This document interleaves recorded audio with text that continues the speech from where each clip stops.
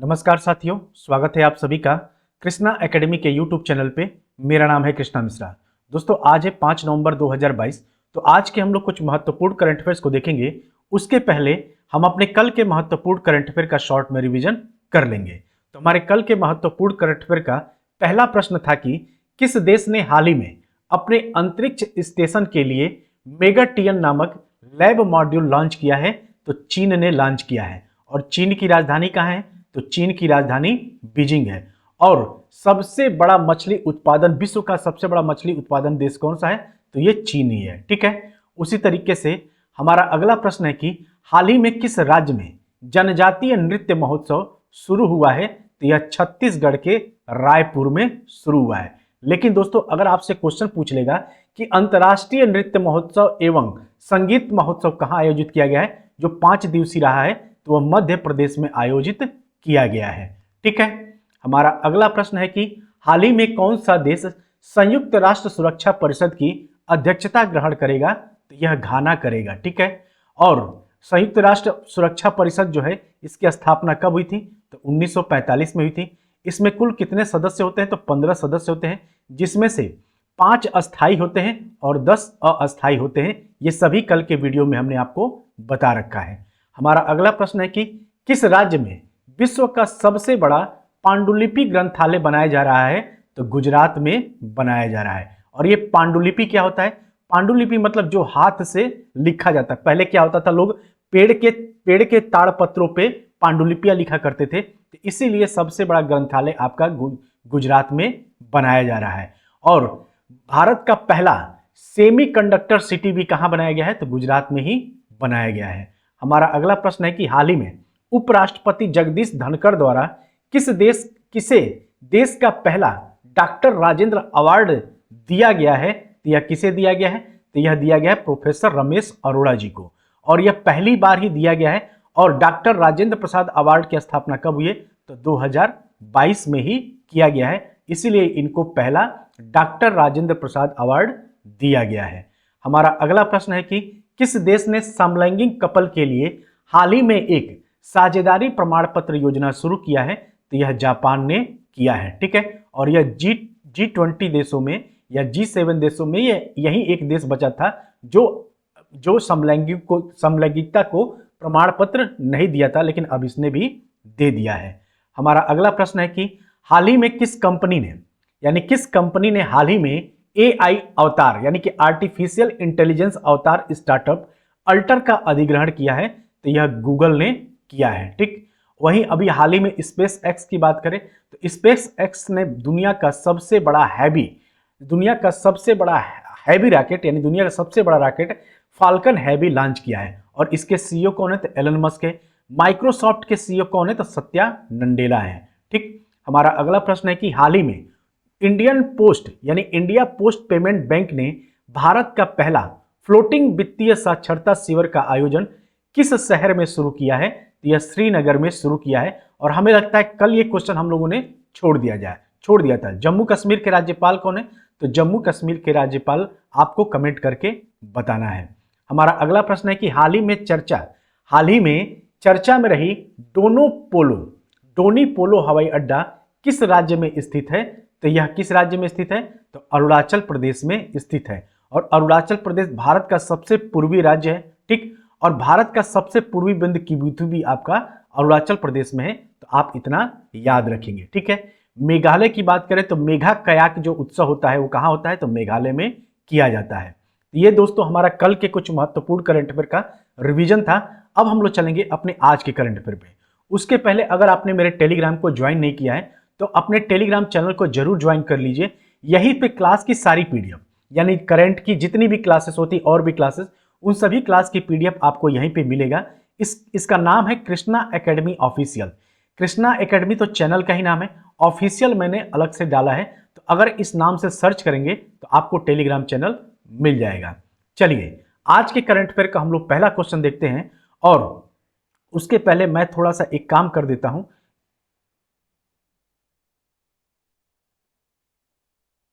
हाँ, चलिए आज के करंट अफेयर का हमारा पहला क्वेश्चन है कि हाल ही में किस राज्य सरकार ने बच्चों के अनुकूल पुलिस थानों की घोषणा की है?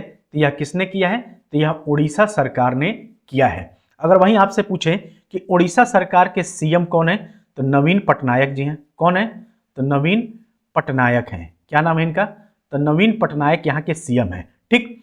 अगर राज्यपाल की बात किया जाए तो राज्यपाल कौन है? तो राज्यपाल यहाँ के गणेशी लाल है। कौन है?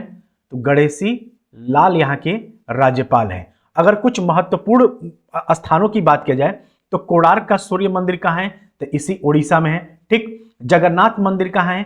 तो उड़ीसा में ही है। और जगन्नाथपुरी यात्रा जो निकलती है वो भी कहाँ से निकलता है? तो उड़ीसा से ही निकलता है। चिल्का झील, भारत का सबसे बड़ा खारे पानी का झील चिल्का झील भी कहाँ है? तो उड़ीसा में है। लिंगराज मंदिर भी कहाँ है? तो आपका उड़ीसा में है। इतनी चीजों को आप लोग याद रखेंगे। वहीं अगर बात किया जाए कि बंगाल का, तो बंगाल में क्या मिला है? लाडली भंडार योजना को स्कॉच अवार्ड से सम्मानित किया गया। तो वह किस राज्य का है? तो बंगाल का है। ठीक है। मध्य प्रदेश में अभी हाल ही में कौन सी स्कीम चलाई गई है? तो लाडली लक्ष्मी योजना 2.0 की शुरुआत मध्य प्रदेश में किया गया है। वहीं अगर बात किया जाए गुजरात की, तो गुजरात दुनिया का सबसे बड़ा पांडुलिपि संग्रहालय बना रहा है। तो इसको भी आप याद रखेंगे। कुछ और महत्वपूर्ण प्रश्न को देख लेते हैं, कुछ महत्वपूर्ण फैक्ट को। तो अक्षय ऊर्जा के तहत सोलर रूफटॉप प्रोजेक्ट शुरू करने का किसने निर्णय लिया है? तो अपना प्रदेश उत्तर प्रदेश ने लिया है। मेघा कयाक महोत्सव 2022 का 5वां संस्करण कहां शुरू किया गया है? तो यह मेघालय में शुरू किया गया है। मेघालय की राजधानी कहां है? शिलांग। और मेघालय के 3 प्रमुख पहाड़ियां कौन सी है? तो गारो, खासी और जयंतिया। गारो, खासी और जयंतिया। और जो मेघालय की राजधानी जो शिलांग है वह खासी पहाड़ी पे भी है। तो इतना फैक्ट आप याद रखेंगे। और हम देखें तो भारत का पहला शुद्ध हरित हाइड्रोजन संयंत्र किस राज्य में शुरू किया गया है? तो असम में शुरू किया गया है। और हमारा दूसरा प्रश्न है कि किस राज्य के मुख्यमंत्री ने हाल ही में नागरिक जुड़ाव और संचार कार्यक्रम शुरू किया है? तो यह किसने शुरू किया है दोस्तों? तो यह शुरू किया है मेघालय के मुख्यमंत्री ने। और मेघालय के मुख्यमंत्री का नाम क्या है? तो कोनराड संगमा। क्या नाम है? तो कोनराड संगमा यहाँ के मुख्यमंत्री का नाम है। ठीक। अगर वहीं आपसे क्वेश्चन पूछा जाए कि मेघालय की राजधानी कहाँ है? तो मेघालय की राजधानी है शिलांग। ठीक। अभी मैंने बताया मेघालय की राजधानी कहाँ पे है? तो शिलांग है। और यह 100वां स्मार्ट सिटी बनने वाला भी शहर बना है। तो इसे भी आप याद दें। और ये मेघालय का ये फोटो है, देख रहे हैं ना? यहाँ की जो नदियां हैं इतनी शुद्ध होती हैं कि आप नीचे से उसके मतलब ऊपर से नाव से उसकी सतह को देख सकते हैं। वहीं अगर बात किया जाए उत्तर प्रदेश की, तो उत्तर प्रदेश में क्या हुआ है? आपका 53वां tiger reserve, Ranipur tiger reserve घोषित किया गया है। वो कहां पे है? तो उत्तर प्रदेश के चित्रकूट में है। ठीक। वहीं अगर बात किया जाए आपसे कि सोलर रूफटॉप प्रोजेक्ट भी कहां लॉन्च किया गया? तो इसी उत्तर प्रदेश में लॉन्च किया है। छत्तीसगढ़ की बात करें तो छत्तीसगढ़ में अभी हाल ही में जनजाति नृत्य महोत्सव हुआ है। और हमर बेटी हमर मान योजना भी छत्तीसगढ़ में लॉन्च की गई है। कुछ इंपॉर्टेंट फैक्ट को देख लें तो हाल ही में ICAR गन्ना प्रजनन संस्थान की पहली महिला निदेशक के रूप में किसे नियुक्त किया गया है? तो डॉक्टर जी हेमप्रभा को नियुक्त किया गया है। देखिए यहां से 2 क्वेश्चन पूछ सकता है। यहां से अगर जीके फैक्ट की बात करें तो ये ICAR गन्ना प्रजनन संस्थान ये कहां पे है? तो यह आपके कोयंबटूर में है। कहां पे है? तो यह आपका कोयंबटूर। कहां पे है कोयंबटूर? तो यह तमिलनाडु में है। कहां पे है? तो यह तमिलनाडु के कोयंबटूर में है। लेकिन अगर आपसे क्वेश्चन पूछ लेगा कि भारत गन्ना शोध संस्थान कहां है? तो ये लखनऊ में है। ठीक। और हमारा अगला फैक्ट है कि विश्वविद्यालय अनुदान आयोग यानी कि UGC ने सभी उच्च शिक्षा संस्थानों को हर साल किस दिन को भारतीय भाषा दिवस मनाने का निर्देश दिया है? तो यह 11 दिसंबर को दिया है। ठीक है दोस्तों। हमारा अगला प्रश्न है कि किस देश ने अक्टूबर 2022 में सबसे लंबी यात्री ट्रेन का संचालन करने का विश्व रिकॉर्ड बनाया है? तो यह स्विट्जरलैंड ने बनाया है। और अगर बात किया जाए कि इस ट्रेन की लंबाई कितनी है, तो इस ट्रेन की लंबाई अगर बात किया जाए तो 1910 मीटर। कितनी है? तो 1910 मीटर है। ठीक। इसमें कुल कितनी सीटें हैं? तो 4550 सीटें हैं। ठीक। और इसमें कोचों की संख्या कितनी है? तो 100 कोच है। इतना आप लोग याद रखेंगे। ठीक है।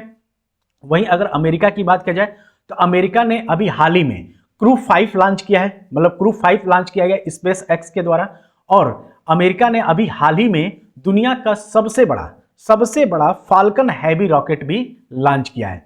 वहीं अगर चीन की बात किया जाए तो दुनिया का सबसे बड़ा मछली उत्पादन कहां होता है, तो इसी चीन में होता है। और इसी चीन में क्या हुआ है, तो इसी चीन में मेगाटियन नामक एक अपना मॉड्यूल लैब भी लॉन्च किया है। वहीं अगर भारत की बात किया जाए तो 2023 में आदित्य L1 उपग्रह लॉन्च करेगा, ये जो सौर ऊर्जा के बारे में यानी कि सूर्य के रिसर्च के बारे में से संबंधित है। कुछ इंपॉर्टेंट फैक्ट हम लोग जीव विज्ञान के कुछ इंपॉर्टेंट फैक्ट देख लेते हैं।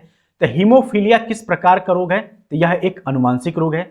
जीन शब्द का प्रयोग सर्वप्रथम किसने किया था, जो जोहानसन ने किया था। और गैमिट की शुद्धता का नियम किसने प्रतिपादित किया था, तो मेंडल ने प्रतिपादित किया था। और सहजीविता का उदाहरण क्या है, तो सहजीविता का उदाहरण लाइकेन है। और जीन किससे संबंधित होती है, तो जीन आपकी डीएनए से संबंधित होती है।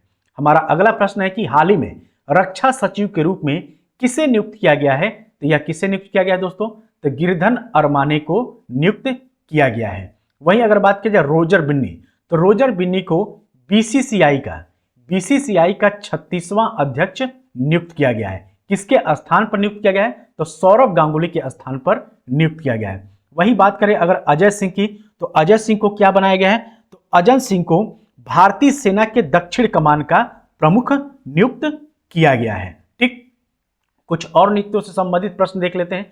तो हाल ही में किसे आईटीबीपी का महानिदेशक नियुक्त किया गया है, तो अनीश दयाल सिंह को नियुक्त किया गया है। उसी तरीके से हमारा अगली नियुक्तियां हैं कि केंद्र सरकार ने किसे उपचुनाव आयुक्त के रूप में नियुक्त किया है, तो अजय भादु को नियुक्त किया गया है। जब मैं आपको करंट अफेयर पढ़ाया था तो ये क्वेश्चन मैंने आपको बताया था। हमारा अगला प्रश्न है कि किस वरिष्ठ वैज्ञानिक को अंतर्राष्ट्रीय अंतरिक्ष संघ का उपाध्यक्ष नियुक्त किया गया है, तो अनिल कुमार को नियुक्त किया गया है।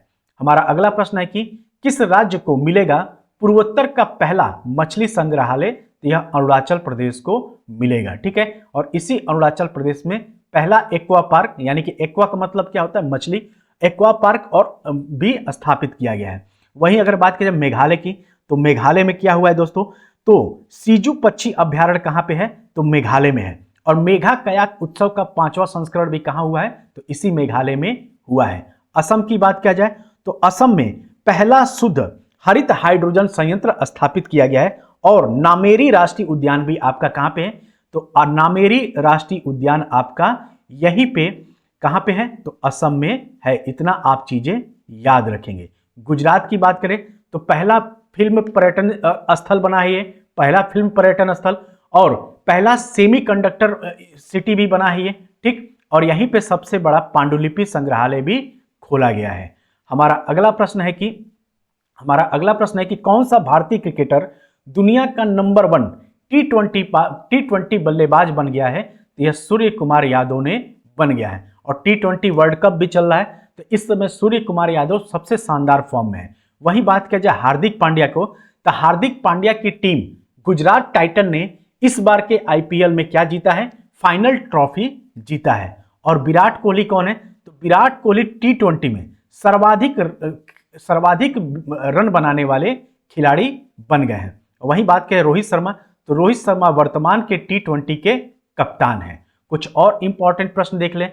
कुछ और इंपॉर्टेंट फैक्ट में है हमारा, किस पैरा मिलिट्री फोर्स में पहली बार 2 महिला अधिकारियों को आईजी रैंक पर प्रोन्नत किया गया है, तो ये सीआरपीएफ ने किया है, यानी कि सेंट्रल रिजर्व पुलिस फोर्स ने किया है। और सीआरपीएफ के वर्तमान महानिदेशक कौन है, तो डॉक्टर सुजाय लाल थाओ सेन है। ठीक है दोस्तों, हमारा अगला प्रश्न है कि किस राज्य ने हाल ही में सिविल एयर नेविगेशन सेवा संगठन एशिया प्रशांत सम्मेलन की मेजबानी की है, तो यह गोवा ने किया है। और गोवा के मुख्यमंत्री कौन है, तो गोवा के मुख्यमंत्री प्रमोद सावंत है। गोवा के राज्यपाल कौन है, तो गोवा के जो राज्यपाल है वह पीएस, क्या नाम है इनका, तो पीएस श्रीधर हैं। कौन है, तो पीएस श्रीधर यहाँ के राज्यपाल हैं। ठीक, और गोवा की राजधानी कहाँ है, तो गोवा की राजधानी पणजी है। इतना आप याद रखेंगे। वहीं अगर बात की जाए केरल, तो केरल में त्रिशूर महोत्सव मनाया जाता है। कौन सा महोत्सव मनाया जाता है? तो त्रिशूर महोत्सव आपका केरल में मनाया जाता है। कर्नाटक ने अभी हाल ही में अपना 1 नवंबर को स्थापना दिवस मनाया है। तमिलनाडु की बात करें तो तैरता हुआ सबसे बड़ा सौर ऊर्जा क्षेत्र कहां बनाया गया है? तो इसी तमिलनाडु में बनाया गया है।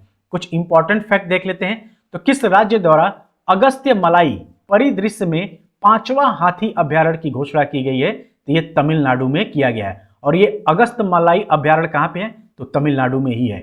1 नवंबर को किस राज्य का स्थापना दिवस राज्योत्सव दिवस के रूप में मनाया जाता है? तो ये कर्नाटक में मनाया गया है। हमारा अगला प्रश्न है कि अमेरिका और किस देश के द्वारा विजिलेंट स्टॉर्म सैन्य अभ्यास का आयोजन किया गया है? तो यह किसके द्वारा किया गया है दोस्तों? तो यह अमेरिका और दक्षिण कोरिया के द्वारा किया गया है। जापान ने क्या किया है? तो जापान ने अभी समलैंगिक विवाह के लिए क्या दिया है? साझेदारी प्रमाण पत्र जारी किया है। तो इतना फैक्ट आप याद रखेंगे। कुछ और इंपॉर्टेंट अभ्यास देख लेते हैं। तो भारत और किस देश की सेनाओं ने टाइगर ट्रंप अभ्यास किया है? तो भारत और अमेरिका ने किया है। किस देश की नौसेनाओं ने इप्सागर समुद्री अभ्यास आयोजित किया है? तो यह ब्राजील, दक्षिण अफ्रीका और भारत ने मिलकर किया है। और हमारा अगला फैक्ट है कि केंद्रीय पर्यावरण मंत्रालय ने किसकी अध्यक्षता में चीता टास्क फोर्स का गठन किया है? तो आलोक कुमार की अध्यक्षता में किया है। हमारा अगला प्रश्न है कि कतर में होने वाला फीफा विश्व कप 2022 में किसे भारत का ब्रांड एम्बेसडर बनाया गया है?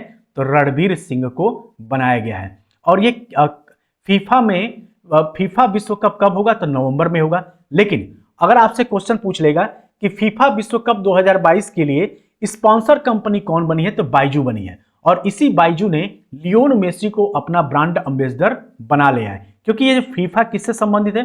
तो फुटबॉल से संबंधित है। और लियोन मेसी जो है अर्जेंटीना के बहुत ही इंपॉर्टेंट प्लेयर है। 2 ही लोगों का नाम आता है।